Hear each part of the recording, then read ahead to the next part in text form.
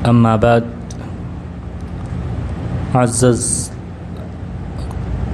حاضرین مجلس، پیاری ماں اور بہنوں، نوجوان ساتھیوں،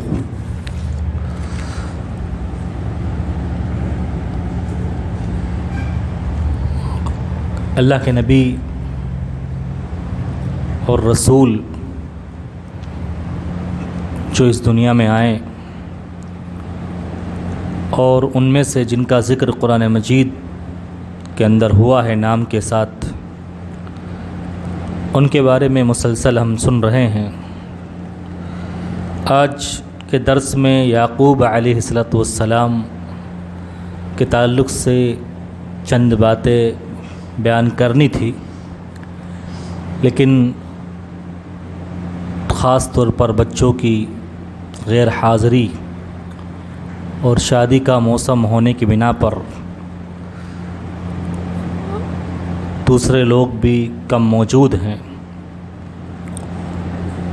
میں چاہتا ہوں کہ یہ سلسلہ جو چل رہا ہے، اس کا ایک ایک درس اور ایک ایک نبی کے تعلق سے جو بھی باتیں بیان ہوں، وہ کم سے کم بچوں کے ذہن و دماغ سے، ان کے کانوں سے ضرور ٹکرائے۔ لہٰذا موقع کی مناسبت سے آج کے درس میں بطور یاد دہانی چند باتیں بیان کرنا چاہتا ہوں۔ جو مہینہ ابھی چل رہا ہے اسلامی کیلنڈر کے اعتبار سے، وہ 11واں مہینہ ہے۔ اسلامی کیلنڈر کا 11واں مہینہ ذی القعدہ چل رہا ہے، اور آج اس کی غالباً 28 تاریخ ہے۔ 2 دنوں کے بعد تقریباً یہ مہینہ ختم ہو جائے گا، اور اس کے بعد اسلامی سال کا 12واں مہینہ ذو الحجہ شروع ہو جائے گا۔ ذو الحجہ کے شروع کے 10 دن جو آنے والے ہیں، یہ بڑے ہی مبارک دن ہیں، بڑے ہی اہم دن ہیں، بڑے ہی عظمت والے ہیں۔ اللہ تعالیٰ نے اپنی خاص رحمتوں سے، بے شمار برکتوں سے، بے مثال فضیلتوں سے ان دنوں کو ممتاز کیا ہے۔ اللہ رب العالمین کی محبت دیکھیے اپنے بندوں سے، کہ وہ رب اپنے بندوں کو اپنے قریب کرنے کے لیے چند ایسے دن، ایسے ایام، ایسے مہینے سال میں عطا کرتا ہے کہ بندے اس کے قریب ہو جائیں، اس کے پاس آ جائیں۔ مرنے کے بعد تو ہم سب کو اللہ کے پاس جانا ہی ہے، مرنے کے بعد تو سب کو اللہ کے پاس جانا، لیکن دنیا میں ہی ہم اللہ سے قریب ہو جائیں، اللہ سے تعلق جڑ جائے اور اللہ ہم سے راضی ہو جائے، اس چیز کے لیے اللہ تعالیٰ ہمیں ایسے موقع بار بار فراہم کرتا رہتا ہے، اور ہم سے اس بات کا مطالبہ کرتا ہے کہ ہم ان موقعوں کی غنیمت، ان موقعوں کی قدر کریں، ان کو غنیمت جانیں۔ یہ 10 دن جو آنے والے ہیں، یہ معمولی دن نہیں ہیں، یہ کوئی عام دن نہیں ہے۔ اللہ تعالیٰ نے ان دنوں کی قسم کھائی ہے۔ اللہ تعالیٰ جب کسی چیز کی مخلوق میں سے قسم کھاتا ہے تو اپنے بندوں کو اس چیز کی اہمیت بتاتا ہے، اس کا مقام بتلانا چاہتا ہے کہ میں اس چیز کی قسم کھا رہا ہوں، سمجھ لیجئے اس کا مقام بہت زیادہ ہے، اس کی قدر کرنے کی ضرورت ہے۔ اللہ نے فرمایا والفجر ولیال عشر، قسم ہے نماز فجر کی، فجر کے وقت کی، اور 10 راتوں کی۔ مفسرین میں سے بہت سارے مفسرین کہتے ہیں کہ ان 10 راتوں سے مراد ذو الحجہ کے 10 دن ہیں، ذو الحجہ کے شروع کے 10 دن ہیں، اور ان دنوں کو اللہ تعالیٰ نے معلوم دن کہا ہے، یعنی اللہ کے ہاں یہ دن بڑے جانے پہچانے ہیں، اور لوگ بھی ان دنوں کو جانتے ہیں۔ اللہ نے خصوصی طور پر یاد دہانی کروائی، فرمایا وَيَذْكُرُ اللَّهَ فِي أَيَّامٍ مَّعْلُومَاتٍ، ان معلوم دنوں میں اللہ کو خوب یاد کرو، اس کا خوب ذکر کرو۔ تو ایام معلومات سے مراد یہی ذوالحجہ کے 10 دن ہیں، جن کے تعلق سے اللہ کے نبی صلی اللہ علیہ وسلم نے ایک حدیث کے اندر ارشاد فرمایا افضل ایام الدنیا الایام العشر، اس دنیا کے سب سے افضل ترین دن یہی 10 دن ہیں۔ سال کے اندر 360 دن ہوتے ہیں، عربی اسلامی کیلنڈر کے اعتبار سے دیکھیں تو 360 دنوں میں سب سے زیادہ فضیلت والے، اہمیت والے، عزت و شان والے، مقام و مرتبہ والے کوئی دن ہیں تو یہ ذوالحجہ کے شروع کے 10 دن ہیں۔ ایک حدیث کے اندر تو اللہ کے نبی صلی اللہ علیہ وسلم نے ان دنوں کی قدر و قیمت کو بیان کرتے ہوئے ارشاد فرمایا ما من ایام العمل الصالح فیها احب الی اللہ من هذه الایام، جو عمل بھی، نیک کام بھی ان 10 دنوں میں کیا جائے وہ اللہ کے نزدیک اتنا محبوب ہے، اتنا پیارا ہے کہ دوسرے دنوں میں جو نیک اعمال کیے آتے ہیں ان دنوں میں کیے گئے نیک اعمال کا اور دوسرے دنوں میں کیے گئے نیک اعمال کا کوئی موازنہ نہیں ہے، آپس میں کوئی کمپیئر نہیں ہے اور آپس میں ان کا کوئی مقابلہ نہیں ہے۔ ان 10 دنوں میں کیا گیا عمل اللہ کو بہت پیارا ہے، بہت محبوب ہے، اللہ کو بہت پسندیدہ ہے۔ اگر ہم سب اپنی زندگی کا محاسبہ کریں تو ہم ان دنوں کو اہمیت نہیں دیتے۔ ہمارے اسلاف، صحابہ کرام، تابعین، تبع تابعین، محدثین یہ ان دنوں کو بڑی اہمیت دیا کرتے تھے اور ان کی قدر کیا کرتے تھے، ان میں اللہ سے قریب ہوا کرتے تھے۔ سوال یہ ہے کہ آخر ان 10 دنوں کو اتنی فضیلت کیوں ہے؟ ان کا مقام و مرتبہ اتنا بڑا کیوں ہے؟ ان 10 دنوں میں ایسی کیا بات ہے، کیا سبب ہے، کیا ریزن ہے کہ اللہ نے اور اس کے رسول نے ان دنوں کو وہ مقام عطا فرمایا ہے جو سال کے باقی دنوں کو نہیں عطا فرمایا؟ یہاں تک کہ بعض لوگ کہتے ہیں، بعض علماء کرام کہتے ہیں کہ ان 10 دنوں کو جو اہمیت حاصل ہے وہ رمضان کے دنوں کو بھی حاصل نہیں ہے۔ ہاں، رمضان کے آخری 10 راتوں کا مقام و مرتبہ اونچا اور بلند ہے، لیکن رمضان کے جو باقی دن ہیں ان دنوں سے بھی کئی زیادہ بڑا ہوا ان کا رتبہ ہے، ان کی شان و عظمت ہے۔ تو پھر ہمیں ان دنوں کے اندر اپنا محاسبہ کرنا چاہیے اور اپنے رب سے قریب ہونے کی کوشش کرنا چاہیے۔ تو ان 10 دنوں کو یہ فضیلت ملی ہے، کیوں ملی ہے؟ اس کی 2 وجہ ہے۔ ایک وجہ علماء کرام نے بیان فرمائی ہے کہ دیکھیے اللہ رب العالمین جس کو چاہے عزت دے، جس کو چاہے، جس کا چاہے مقام بڑھائے، جس کو اپنے لیے چن لے، اختیار کر لے، اپنے لیے سلیکٹ کر لے۔ اللہ تعالیٰ کو کہ یہ چیز شائن شان ہے کہ وہ جس کو چاہے اپنے لیے چن لے، اپنے لیے پسند فرما لے۔ وَيَخْلُقُ وَرَبُّكَ يَخْلُقُ مَا يَشَاءُ وَيَخْتَارُ، تمہارا رب جسے چاہتا ہے اپنے لیے چن لیتا ہے، پسند کر لیتا ہے۔ مَا كَانَ لَهُمُ الْخِيَرَةُ، اللہ کو چھوڑ کر جو انسان ہیں ان کے پاس یہ اختیار نہیں ہے۔ یہ اللہ کی شان ہے، اللہ جس کا مقام بڑھا دے، اور اللہ سے ہم اس تعلق سے پوچھ نہیں سکتے کہ اللہ اس کا مقام تیرے نزدیک تو نے کیوں بڑھا دیا اور اس کو اتنی فضیلت کیوں عطا کر دی، کیونکہ اللہ کی شان ہے لا یسأل عما یفعل، اللہ سے کوئی پوچھ نہیں سکتا، اللہ جو کچھ کرتا ہے کوئی پوچھ نہیں سکتا۔ وہم یسألون، اور اللہ کو یہ حق ہے کہ وہ کسی سے کوئی بھی سوال کر سکتا ہے۔ تو اللہ رب العالمین جس کو چاہے عزت دے، جس کا چاہے مقام بڑھا دے۔ دوسرا سبب علماء کرام نے یہ بیان فرمایا ہے کہ ان 10 دنوں کو جو فضیلت ملی ہے وہ اس وجہ سے کہ دنیا کی سب سے عظیم نیکی، دنیا کی سب سے عظیم نیکی، دنیا کی سب سے بڑی بھلائی دنیا کا سب سے بڑا معروف کام، اچھا کام، دنیا کی سب سے بڑی بندگی، دنیا کی سب سے انمول اور قیمتی دولت پر دلالت کرنے والی عبادتیں اللہ نے ان 10 دنوں کے اندر جمع فرما دی ہے۔ ان 10 دنوں کے اندر ایسی عبادتیں اللہ نے جمع فرما دی ہے جو اللہ کی توحید، اللہ کی بندگی کا مظہر ہے، جس سے انسان اللہ کے سامنے اپنی بے بسی، اپنی لاچاری اور اپنے آپ کو بالکل اللہ کے سامنے سرنڈر کر دیتا ہے، اللہ کے تابع ہو جاتا ہے، اللہ کے حکم کو ماننے کے لیے بالکل تیار ہو جاتا ہے۔ ایسی عبادتیں ان 10 دنوں کے اندر جمع کر دی۔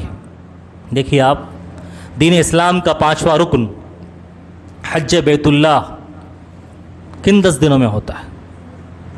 انہی 10 دنوں کی 8 تاریخ سے شروع ہوتا ہے، 8، 9، 10 اہم کام اسی میں ہوتے ہیں۔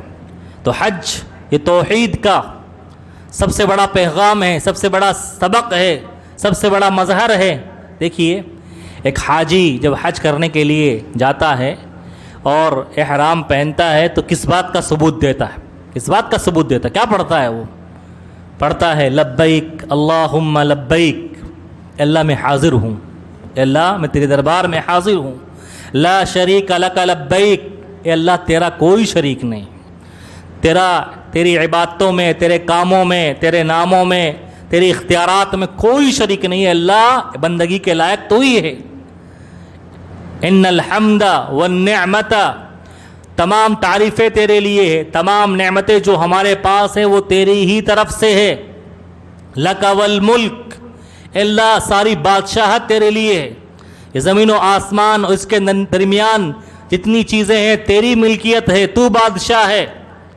لا شریک لک، اے اللہ تیرا کوئی شریک نہیں ہے۔ ایک حاجی احرام پہننے والا جب یہ تلبیہ پڑھتا ہے اور اس کو کائنات کی ہر مخلوق سنتی ہے، پرندے سنتے ہیں، جانور سنتے ہیں، یہ درخت سنتے ہیں، یہ پہاڑ، یہ جمادات سنتے ہیں، وہ بھی اللہ کی تعریف بیان کرتے ہیں اور تلبیہ پڑھتے ہیں۔ ایک حدیث کے اندر اللہ کے رسول صلی اللہ علیہ وسلم نے ارشاد فرمایا، کائنات کی جو بھی مخلوق تلبیہ سنتی ہے وہ بھی اللہ کی تعریف اور اللہ کی توحید کو بیان کرتی ہے، اور اللہ نے خود بیان فرمایا وَإِن مِّن شَيْءٍ إِلَّا يُسَبِّحُ بِحَمْدِ رَبِّهِ وَلَكِن لَّا تَفْقَهُونَ تَسْبِيحَهُمْ، ہر چیز کائنات کی اللہ کی تسبیح، اللہ کی تعریف کو بیان کرتی ہے، لیکن تم ان کی تسبیح کو، تعریف کو نہیں سمجھ پاتے۔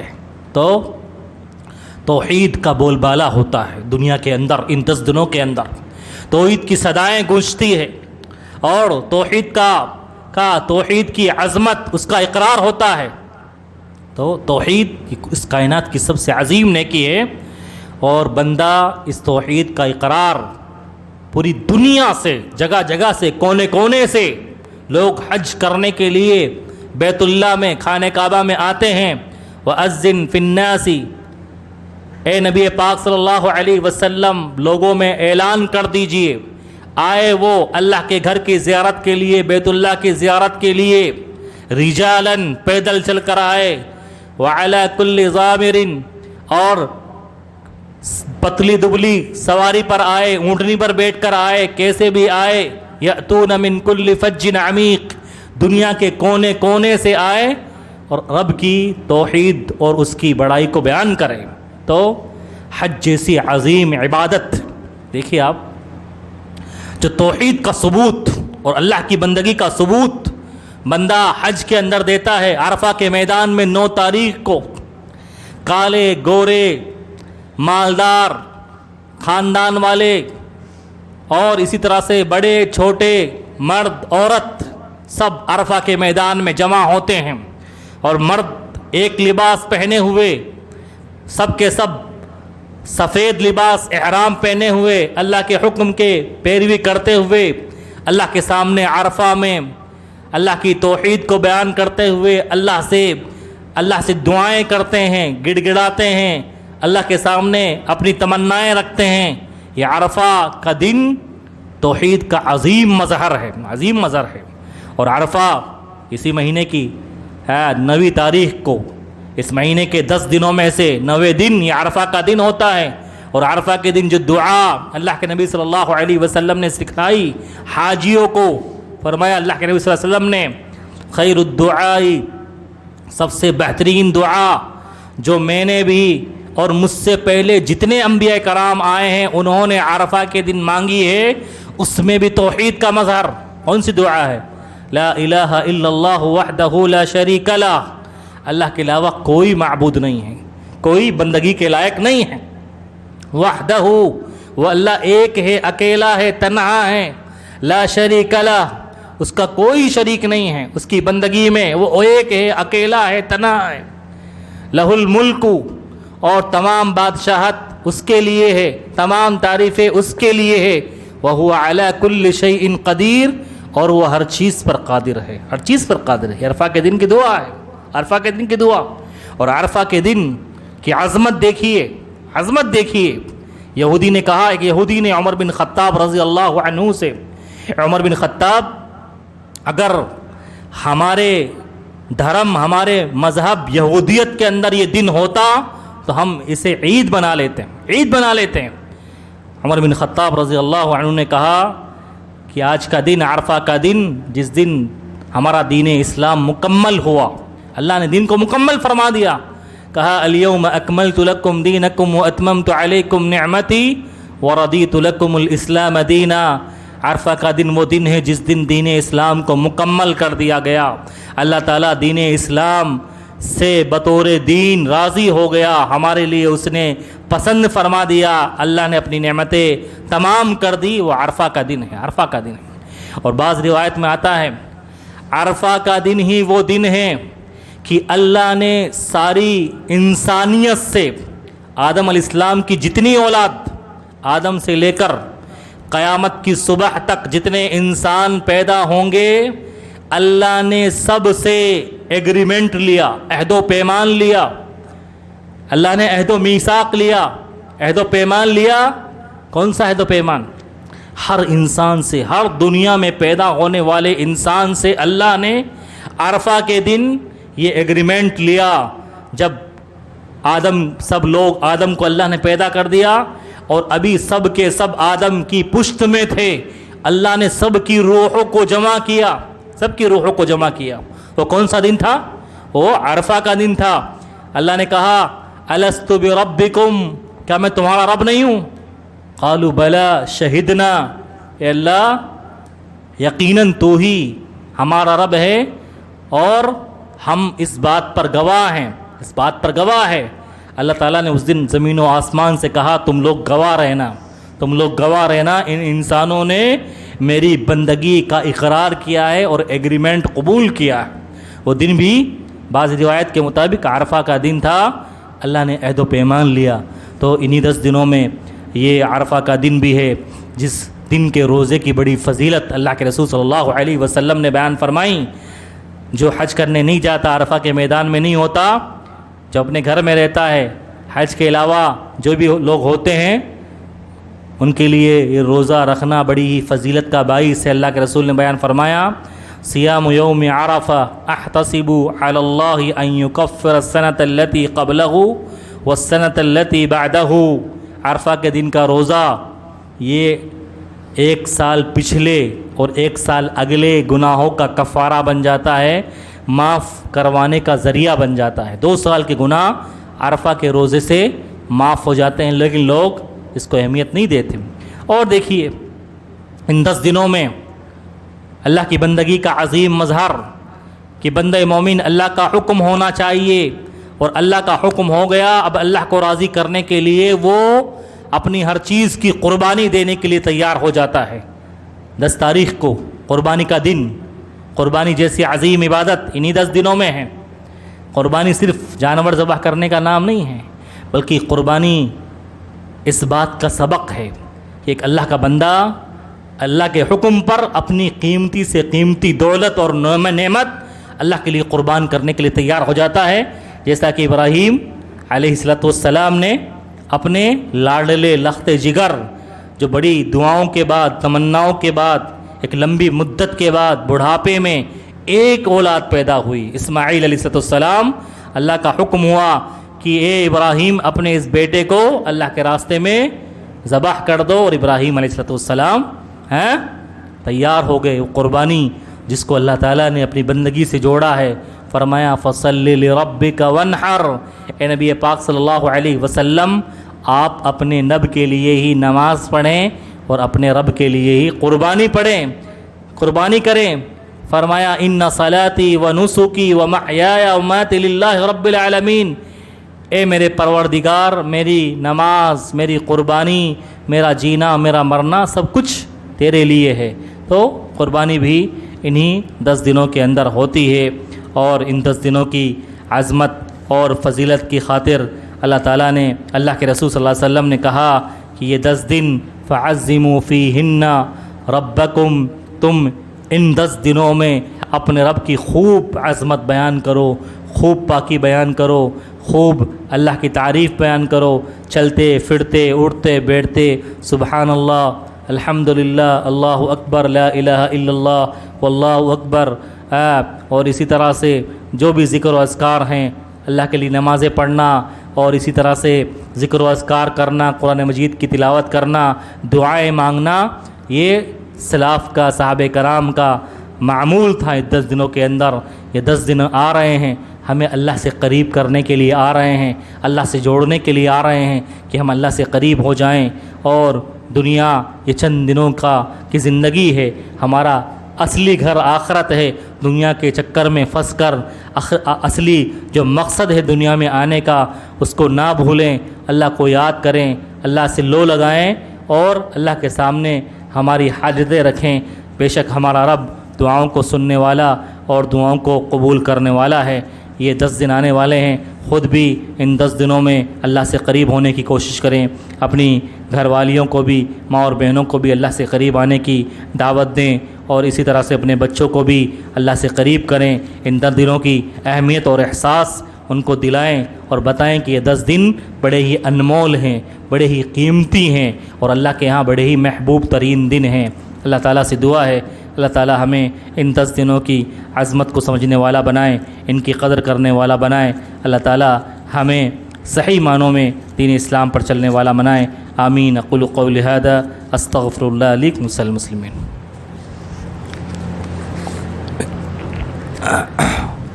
مسائل ہیں میں کہہ دیجیے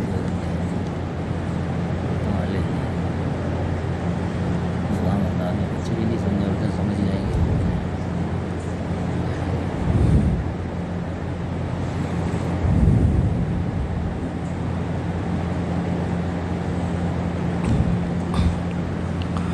ماں اور بہنوں کی طرف سے سوال آئے ہیں، کیا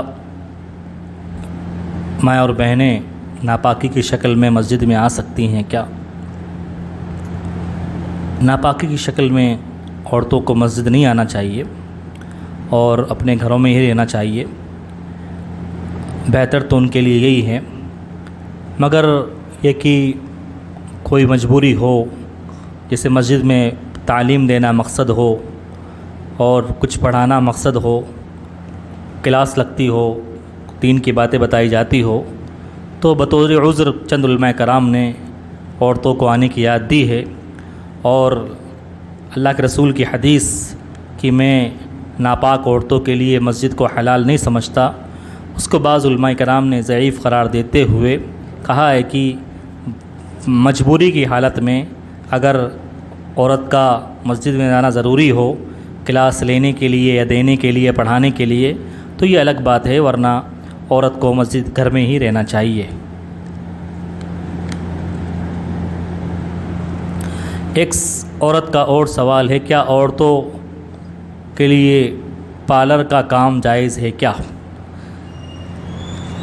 پارلر کا کام اگر اتنا ہو جتنا شریعت نے یاد دی ہے، مثال کے طور پر صرف اگر اس میں مہندی لگانے کا کام ہو یا اسی طرح سے اور کوئی ہلکا پھلکا میک اپ کا کام ہو جو شریعت کے اندر جس کی ممانعت نہیں ہو، اگر صرف اتنا ہی کام ہو، اور اسی طرح سے اجنبی مردوں کا اور عورتوں کا آپس میں اس طرح سے اختلاط نہ ہوں تو جائز ہے، لیکن اگر پارلروں میں غیر شرعی کام ہوتے ہوں جیسے کہ اس میں پلکیں جھاڑنا اور اسی طرح سے آبرو بھو بنانا اور اسی طرح سے بال کی کٹنگ کروانا اور اسی طرح سے نقلی بال لگوانا اور ایسے ہی کچھ اور ایسی چیزیں جو شرعاً جائز نہیں ہیں، اگر ایسے کام ہوتے ہوں تو عورت کے لیے پارلر کا کام جائز نہیں ہے۔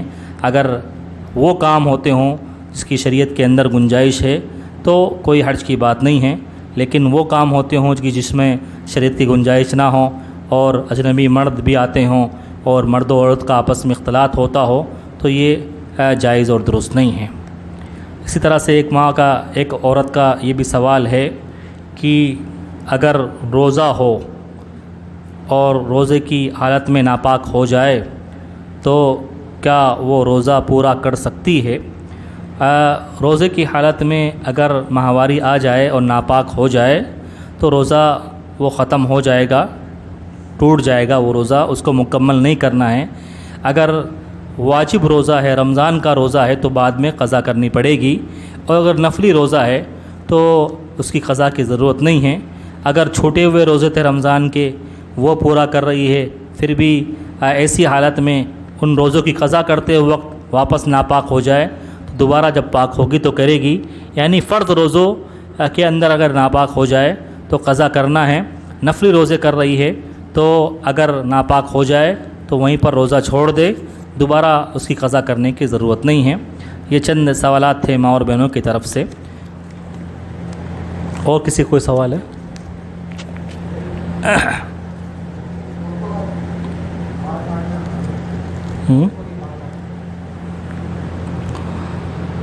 بال کاٹنا اگر حد سے زیادہ لمبے ہو گئے ہوں یا کسی بیماری کی وجہ سے ہو تو کوئی حرج کی بات نہیں ہے، ویسے اگر کوئی ضرورت نہیں ہے، مجبوری نہیں ہے تو بال یہ عورتوں کے لیے خوبصورتی کی علامت ہے، تو عورتوں کو بال اپنے بڑے ہی رکھنے چاہیے۔ کچھ عورتیں ہوتی ہیں جو مردوں کی مشابہت اختیار کرتی ہے، بال کاٹ کر اور مرد بننا چاہتی ہے یا زیادہ وہ کرنا چاہتی ہے، تو اگر اس میں دکھاوا مقصد ہو اور مردوں کو اپنی طرف اٹریکٹ کرنا مقصد ہو تو اس طرح سے عورتوں کے بال کاٹنا جائز اور درست نہیں ہے، بلکہ بال تو عورت کے لیے خوبصورتی اور زینت کی علامت ہے۔ سمجھ آ گئی بات؟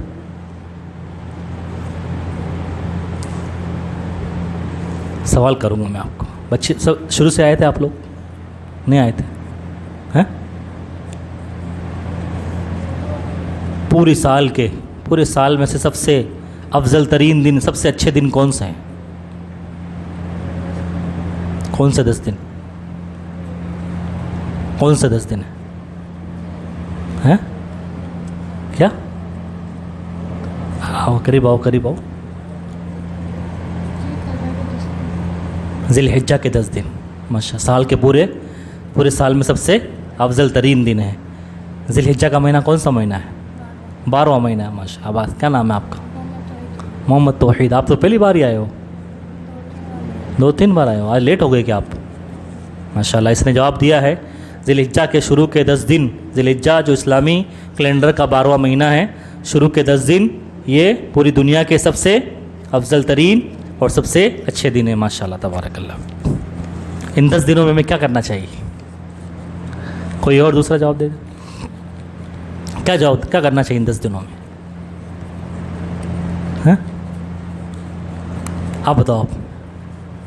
ہاں بتاؤ، کوئی بات نہیں پتا آپ کو کیا کرنا چاہیے ان 10 دنوں میں؟ آپ بتاؤ۔ نیکی کرنا چاہیے، ماشاء۔ کیا کرنا چاہیے نیکی میں؟ کیا کرنا چاہیے بتاؤ؟ نماز پڑھنی چاہیے، اور ہاں بتاؤ۔ عرفہ کا روزہ رکھنا چاہیے، قرآن پڑھنا چاہیے، ذکر و اذکار کرنا چاہیے، اللہ کو یاد کرنا چاہیے، دعائیں کرنا چاہیے، استغفار کرنا چاہیے۔ ہاں ماشاء اللہ۔ کیا نام ہے آپ کا؟ ہاں محمد عاطف۔ ابا کا نام کیا ہے؟ سرفراز۔ آپ پہلی بار آئے ہو؟ ماشاء اللہ۔ ٹھیک ہے، یعقوب علیہ السلام کے تعلق سے انشاءاللہ اگلے درس میں آپ کے سامنے باتیں بیان کی جائیں گی۔ موقع اور کی مناسبت سے میں نے ان 10 دنوں کے تعلق سے باتیں بیان